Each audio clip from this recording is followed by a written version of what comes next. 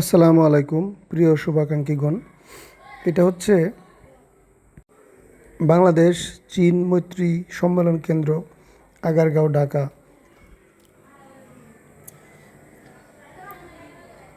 আগারগাঁও, ঢাকা।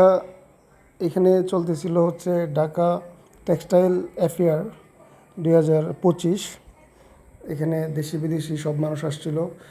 আর আমরা হচ্ছে এখানে মার্চেন্ডাইজিং লিডারশিপ সামিট 2025 এটাতে অংশগ্রহণ করার জন্য গিয়েছিলাম। প্রথমে গেট থেকে হচ্ছে আমরা টোকেন এবং ডায়েরি ব্যাগ নিয়ে নিয়েছি। তারপর হচ্ছে ভিতরে ঢুকলাম, ঢুকে দেখলাম যে পরিবেশটা কীরকম।